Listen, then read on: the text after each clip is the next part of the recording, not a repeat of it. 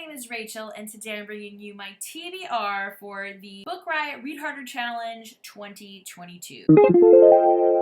So there are 24 challenges, and there's 2 that I think I'm going to be skipping. So I'll mention those as we go by, but I think I have a book picked out for every other one, and I'm trying to double up as much as possible here and with some of my other challenges so that I can actually accomplish more this year goal-wise. So let's jump in.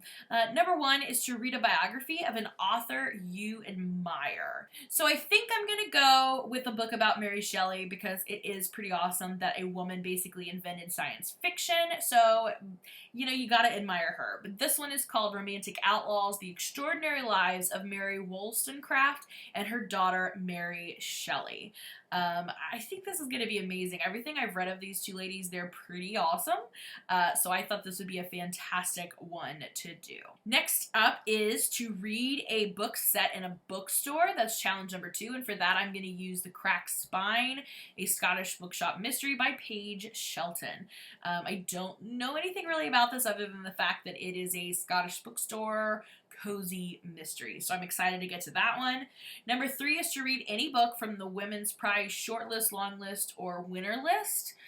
When I read that, I took it that it had to be this year, but I saw some other people on the Goodreads group picking from other years, so I decided to pick from other years because I really wanted to read My Sister, the Serial Killer by Oyankin Braithwaite. This has been on my TBR for a very long time, and the longer I go and don't read it, I'm getting sad with myself. So this would be a perfect time to read it for this challenge. I think it's going to be amazing. And basically what I know about this book is that we have our main character whose sister is a serial killer by the title, and she tends to kill boyfriends. Like, I guess she gets fed up with them and then ends up killing them, and then our main character goes and helps her sister kind of, you know, clean up the messes, and then her sister kind of develops a little bit of a relationship with the guy our main character has a crush on. So drama. I'm excited. I think this is going to be fantastic.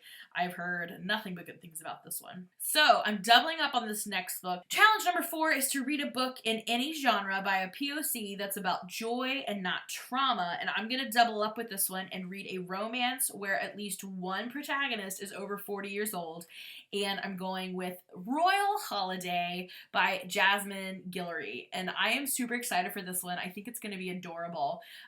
For some reason, the main character's daughter is going to England for the winter, for the holiday season. I think it was like a stylist or a makeup artist or something, and her mom tags along, and then lo and behold, she kind of falls in love with somebody in like the queen's entourage. I don't know if it's a bodyguard or somebody who's just doing, you know, all the things that need to be done over there. I'm not sure.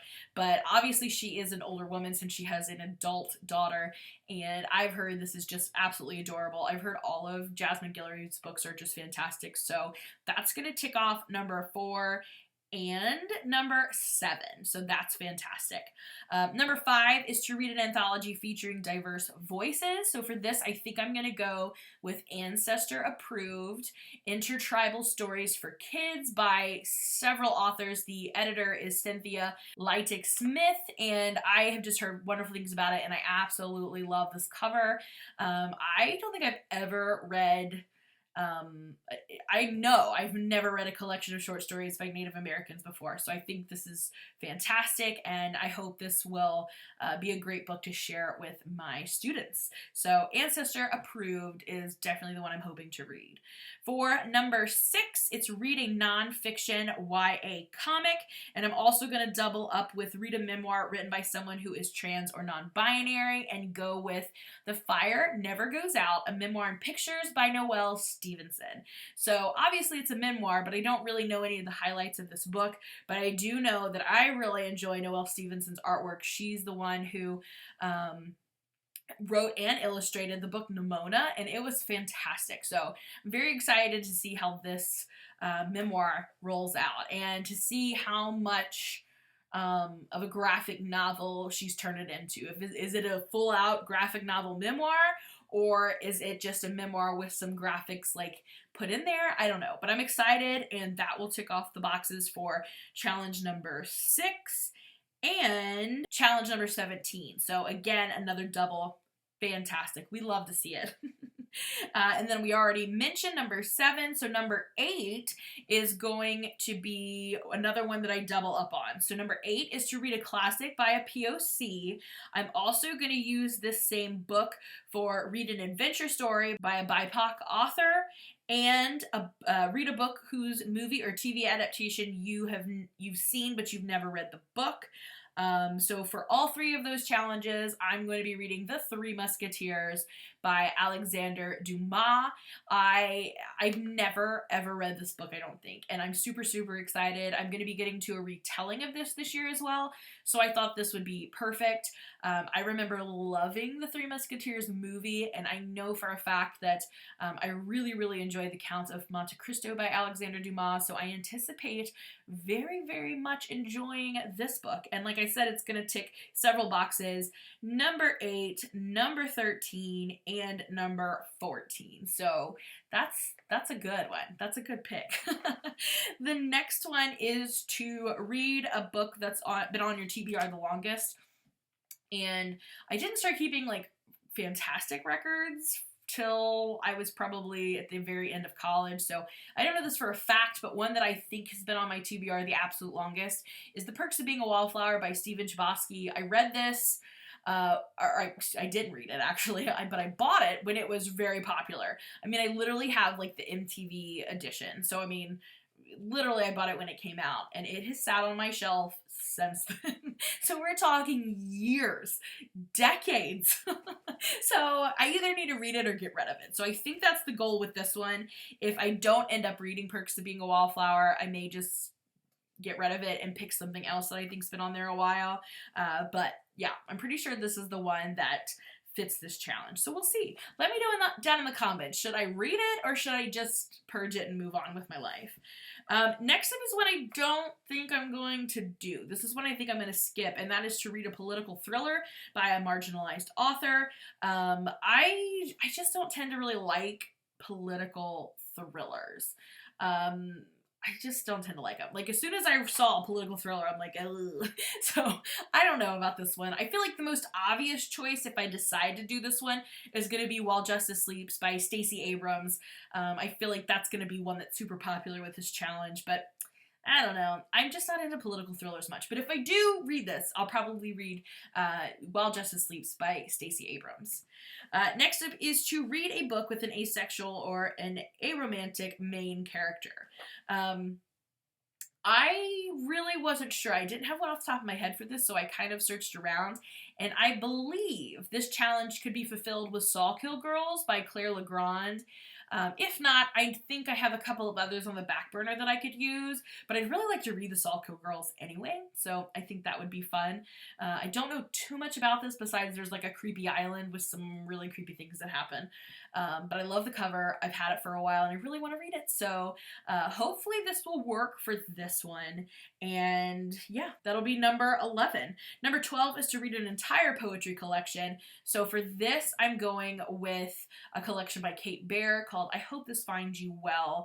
And essentially this is a poetry collection she's written that she takes emails and letters that she's received that mostly criticize her and creates kind of a found poem using their own words to make a reply, and it's always so well done and fantastic. She does this on Instagram a lot, and I'm so excited to get to this poetry collection. I am not huge in poetry, but this is one I am really excited to read. So I'm going to be reading I Hope This Finds You Well by Kate Baer for this challenge. Number 13 we already talked about. Number 14 we already talked about. 15 is one I'm just flat out going to skip. It's to read a new to you literary magazine, digital or print. I just don't get into the literary magazines. I'm not huge for poetry or short stories, which is what they tend to feature. So I am just probably going to flat out skip that because I just don't want to do it. Number 16 is to read a book recommended by a friend with different reading tastes. So I asked my mom, who has fairly different reading taste, what I should read, and 2 of the ones that she recommended were The Shadow of the Wind by Carlos Ruiz Zafran and Where the Crawdad Sings by Delia Owen. So I'm going to try to read both of those this year, but either one of those would count because they're not books I would typically go pick up. So yeah, I'm going to read one of those two for challenge number 16. 17, I've already doubled up on with another one. 18 is to read a best blank writing of the year book on a topic and year of your choosing. So I'm going to read Best American Mystery and Suspense from 2021. This is edited by Alafair Burke and contains several short stories by some very popular authors. So I'm excited to try it. Again, I'm not very huge on short stories, so I'm at least going to give it a go and read a couple and see how it goes, and then hopefully I'll enjoy it and I can finish the whole book, and if not, we'll read a few and then we'll just move on. Number 19 is to read a horror novel by a BIPOC author. So I'm going to be reading Mexican Gothic by Sylvia Morena Garcia in January. So I'm just going to go ahead and use that one and get that ticked off right away.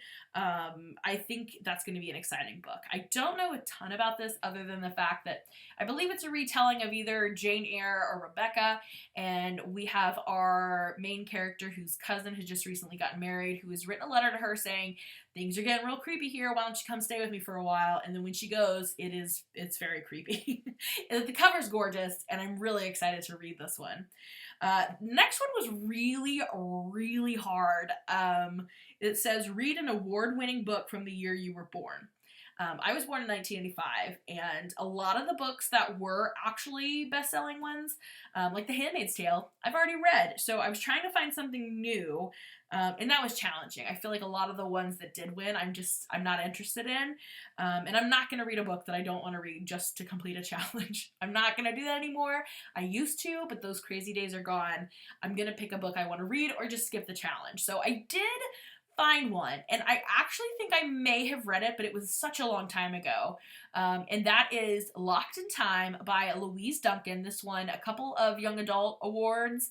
Obviously it was a bestseller. Obviously it was published in 1985 as is required by this, and I really don't know much about this. I think she moves with her mom who just got remarried, and there's a family, like part of a family there already, like a blended family, and it's just creepy.